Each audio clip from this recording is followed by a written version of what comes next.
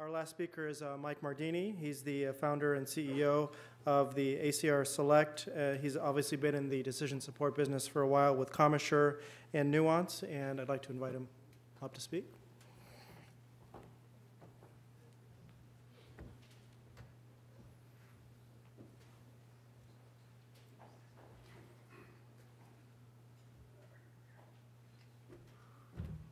All right. The last speakers, including I'd like to thank Callie and Gary and John and Kang for their talk. They guys actually said ACR Select, I think 5 or 6 times. I think you knew what ACR Select was. He did my job. I can go.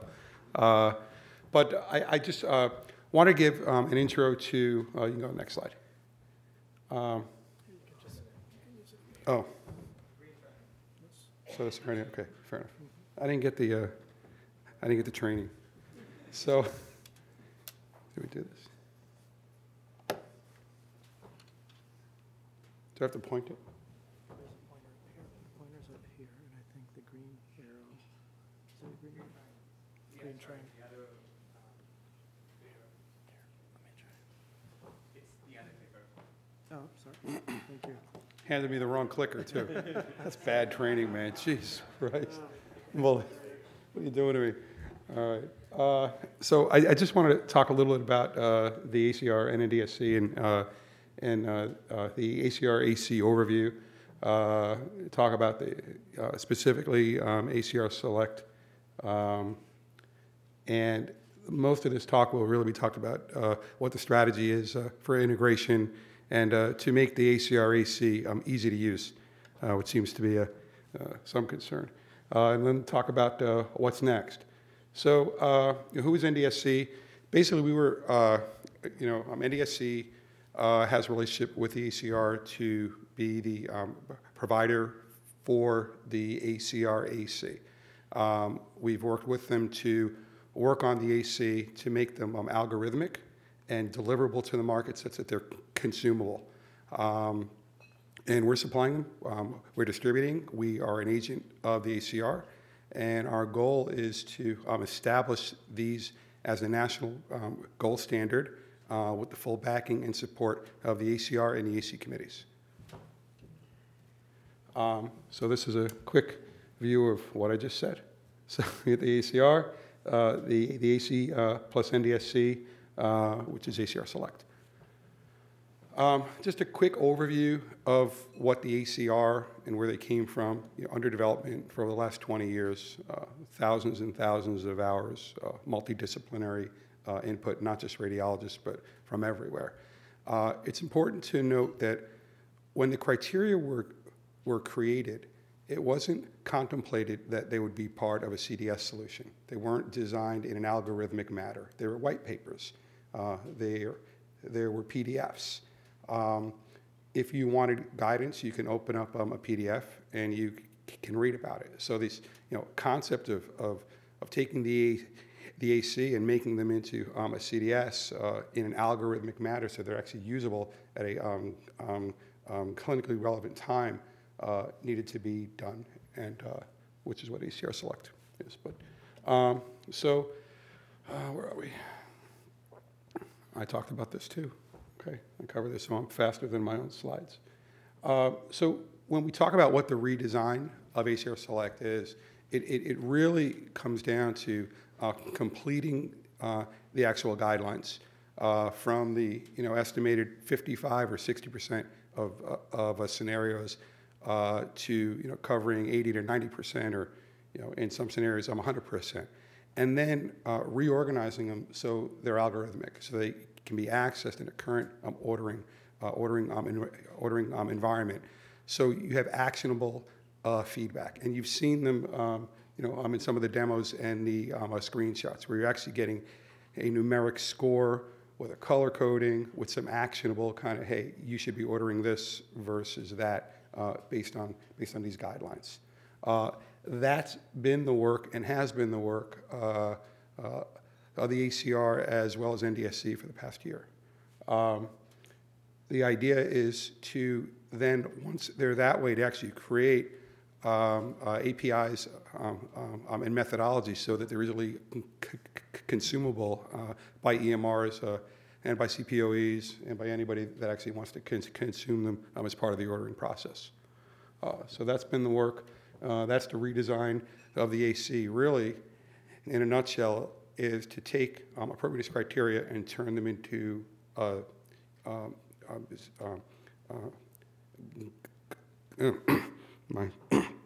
turn them into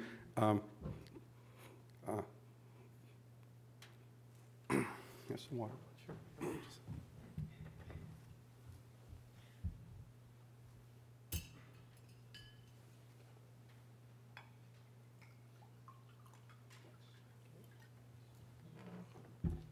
That was from the Jet game as well as from the Yankees game, where my voice is actually coming. I turn them into actionable CDS guidelines that are algorithmic. Let's see, where am I? So what are the advantages? I mean, you know what the advantages are from clinical and from utilization management, but from a perspective of how we've designed them and with the APIs as they are, we're actually capturing data. So we're actually gathering data and input data for ordering patterns from all users and allowing them a methodology to actually provide us feedback. So, you know, some would say that the guidelines themselves are the deliverable. And I say kind of as we go through vetting and as we deliver guidelines, you know, you got 10 doctors in a room, you'll get 15 opinions. And, you know, sorry for the docs, but it's true. And at the end of the day, the end product really is the ACR's commitment on the back end, after they're actually delivered, to actually take the feedback, learn from the market, and continue to update the guidelines and the rules based on feedback and continued evidence. Someone mentioned that, you know, somebody commented on that paper that came out, you know, last week on, you know, what to do for, you know, abdominal whatever. You know, we've got to be, you know, listening to that and responding to the market. So we talked about, I guess, ad nauseum about, you know, a standard set of rules. Callie did a good job of that. Thank you, Callie.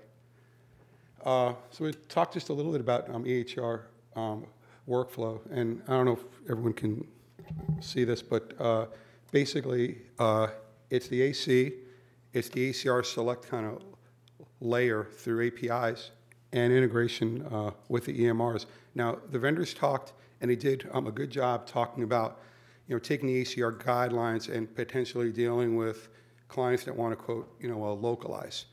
You know, it's interesting, though, and I was listening to some of the reasons why people would want to localize. 99% of the time where people want to localize, we wouldn't consider clinical changes a disagreement with the rule, unless they disagreed, right?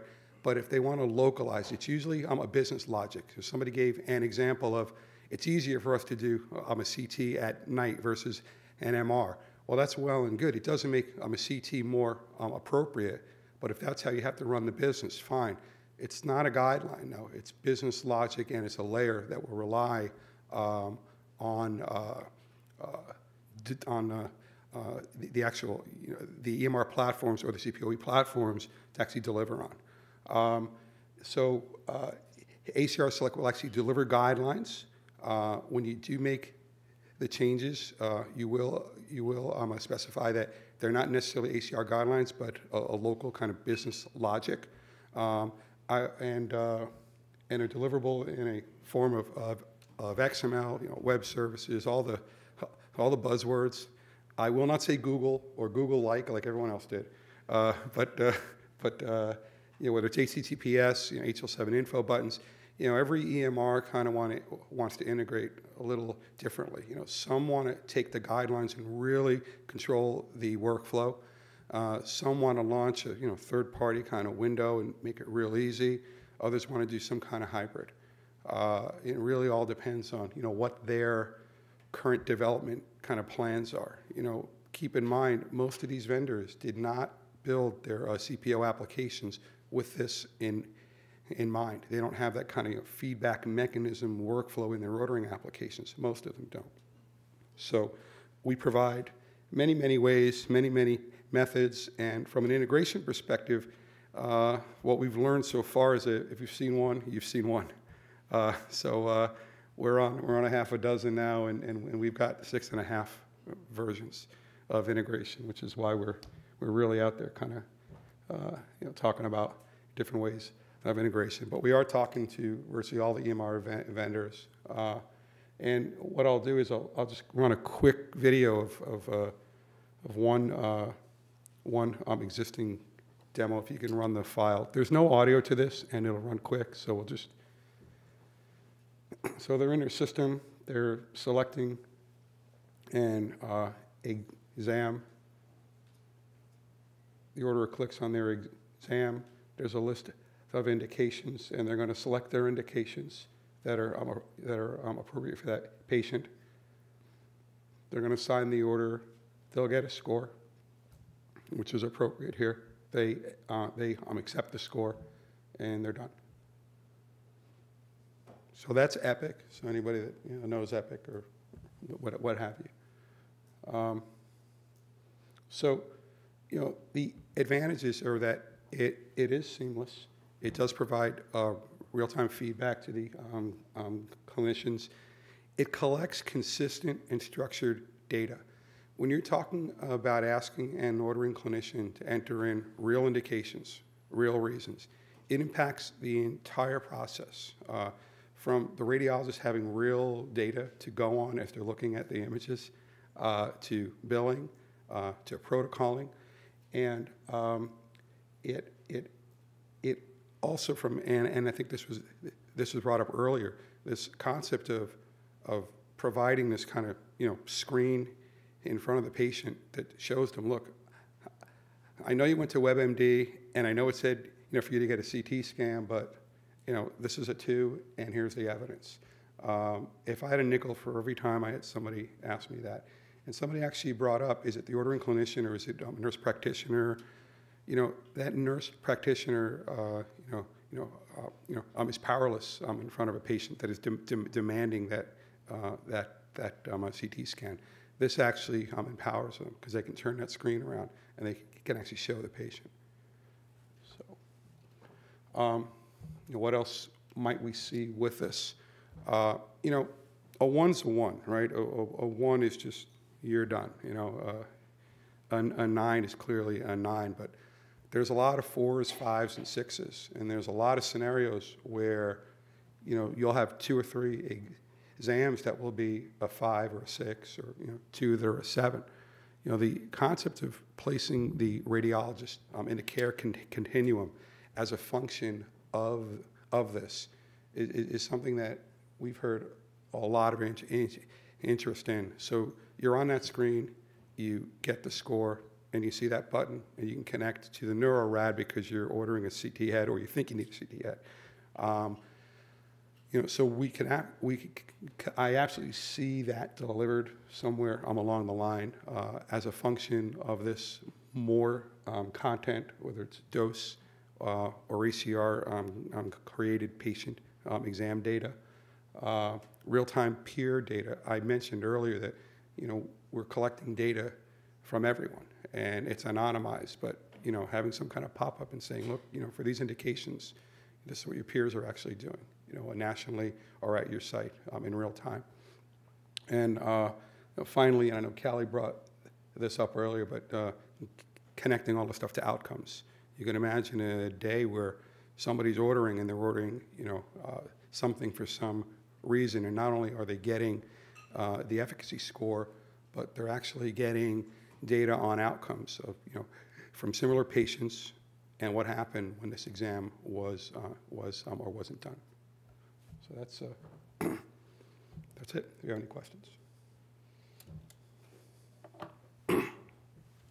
Questions?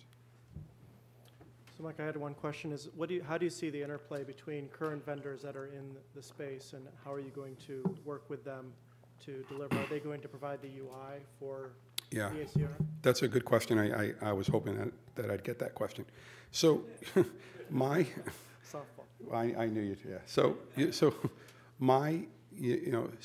NDSC's job is to establish ACR AC in the form of ACR Select to national standards that everybody follows.